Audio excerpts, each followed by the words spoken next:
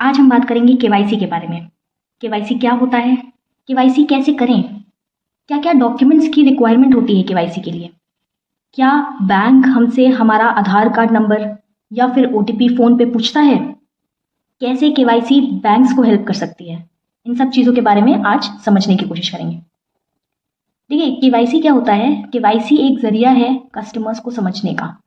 It is a process to verify identity of customers, anti money laundering and combating of financing of terrorism, यानी कि black money को रोकने का और terrorism को जो फंड जाता है उसको रोकने का एक तरीका है केवाईसी। यानी कि किसी भी इलीगल मेथड को रोकने का तरीका है केवाईसी। अपने कस्टमर्स को जान के समझ के बैंक्स ये प्रोसेस करता है।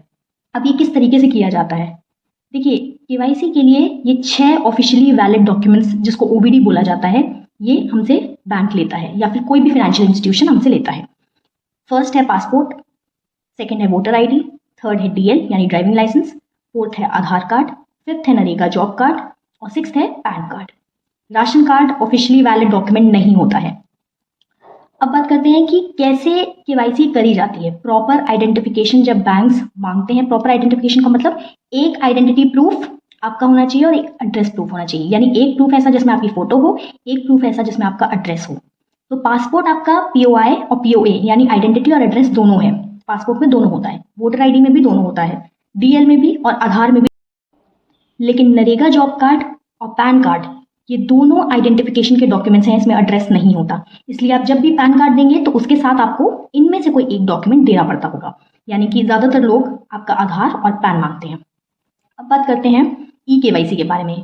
क्या ऑनलाइन केवाईसी होती है, किस तरीके से ऑनलाइन केवाईसी करता है बैंक? क्या फ़ोन पे पूछता है आपसे नंबर या ओटीपी? देखिए बैंक कभी भी आपको कॉल करके कोई ओटीपी या आधार नंबर आपका नहीं पूछेगा। हमेशा बैंक अगर आपकी ई केवाईसी कर रहा है तो या तो वो वीडियो केवाईसी होगी या फिर उसके अलावा बैंक आपको बुला के आपके सामने केवाईसी करेगा। उसके लिए आपका थंबप्रिंट लिया जाएगा और आपके जो आधार से रजिस्टर्ड नंबर है उस पर आपको ओटीपी आएगा और बैंक आपके सामने आपसे पूछेगा ओटीपी, बैंक प्रेमाइसेस में ही। लेकिन कोई भी फ़ोन कॉल करके बैंक कोई भी ओटीपी या फिर कोई भी आधार नंबर नहीं पूछता है। तो किसी भी इस तरीके की लिंक पे क्लिक ना करें। मैसेज भी आता है अगर आपको केवाईसी के लिए तो उसमें सिर्फ इतना लिखा होता है कि आप बैंक चले आइए केवाईसी कराने के लिए, आपकी केवाईसी एक्सपायर हो गई है।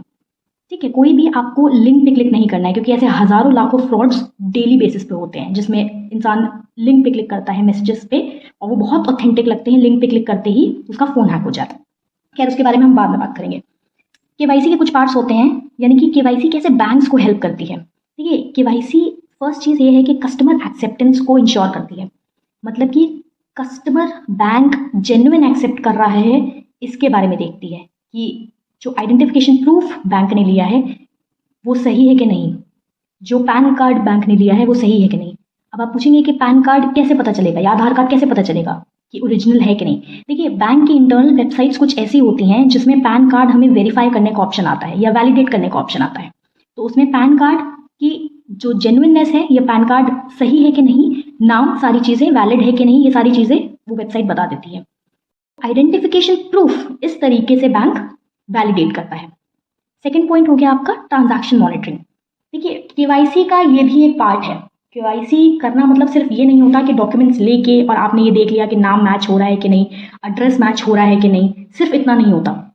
उसके अलावा आप केवाईसी एनालिस्ट जो होते हैं वो ट्रांजैक्शन भी मॉनिटर करते हैं। देखिए ये ब्रांच लेवल पे नहीं होता लेकिन एक सेंट्रलाइज लेवल पे होता है और बहुत सारी कंपनीज, बहुत सारी बड़ी कंपनीज में भी केवाईसी एनालिस्ट यही करते हैं कि ट्रांजैक्शंस को मॉनिटर करते हैं वेरियस अकाउंट्स में। कि कहीं फॉर एग्जांपल कोई इंसान है जिसके अकाउंट में सिर्फ 100 रुपये हैं या 200 रुपये हैं या 1000 रुपये हैं, उसके अकाउंट में एकदम से 15 लाख रुपये आ जाते हैं या 10 लाख रुपये आ जाते हैं, तो वो कहाँ से आ रहे हैं, उसका सोर्स क्या है। तो इस तरीके से फिर उसके बाद उस अकाउंट को फ्रीज कर दिया जाता है क्योंकि जब तक वो कस्टमर नहीं आएगा, उसका वेरिफिकेशन नहीं किया जाएगा, तब तक उसका अकाउंट अनफ्रीज नहीं किया जाता है। रिस्क मैनेजमेंट, रिस्क मैनेजमेंट एक बहुत इंपॉर्टेंट पार्ट है केवाईसी का। ये बैंक्स को हेल्प करता है असेस करने में कि कस्टमर का रिस्क लेवल क्या है, यानी कि कस्टमर हाई रिस्क का है, मीडियम रिस्क का है या लो रिस्क का है। मतलब कि जैसे जब भी केवाईसी फॉर्म आप भरेंगे तो उसमें ऑक्यूपेशन डालने का भी एक ऑप्शन होता है कि आप क्या काम करते हैं, क्या इनकम है आपकी। उसके बेसिस पे ये हाई रिस्क, मीडियम रिस्क और लो रिस्क क्लासिफाई किया जाता है। इसके बारे में हम बाद में डिटेल में बात करेंगे। फिलहाल आप ये समझ लीजिए कि कितना कस्टमर कोई रिस्की है या किस लेवल पे ट्रांजैक्शन होगा किसी कस्टमर के अकाउंट में, उसके बेसिस पे ये हम लोग क्लासिफाई करते हैं। तो लो रिस्क वाले को 10 साल में एक बार केवाईसी करानी होती है, मीडियम रिस्क वाले को जिसमें कम रिस्क है उसको 8 साल में एक बार केवाईसी करानी होती है, और जिस कस्टमर में हाई रिस्क है या बहुत ज़्यादा अमाउंट में ट्रांजैक्शन होते हैं तो उसको 2 साल में एक बार केवाईसी करानी होती है। अब एक क्वेश्चन यहाँ पे ये उठता है कि बैंक्स को कैसे पता चलेगा कि इंसान का एड्रेस सही है या प्रूफ ऑफ एड्रेस उसका सही है। बैंक हर किसी के घर तो जा नहीं सकता, एक दिन में 20 अकाउंट खुलते हैं, 25 अकाउंट खुलते हैं, तो हर किसी के घर जाना पॉसिबल नहीं होता है। तो इसलिए बैंक क्या करता है कि जैसे ही किसी का अकाउंट खुलता है उसी के प्रोसेस में बैंक एक थैंक्स गिविंग लेटर जनरेट करता है, और थैंक्स गिविंग लेटर को पोस्ट किया जाता है, मतलब उस डाक भेजी जाती है उसके घर पे, तो वो ऑटोमेटिकली वेरीफाई हो जाता है। देखिए, अगर डाक घर पे नहीं पहुंची तो बैंक को वापस आ जाएगी, तो हमें समझ में आ जाता है कि वो एड्रेस या तो सही नहीं है या फिर वो कस्टमर अवेलेबल नहीं था। फिर उस कस्टमर से फ़ोन करके कॉल करके बात करी जाती है आगे का।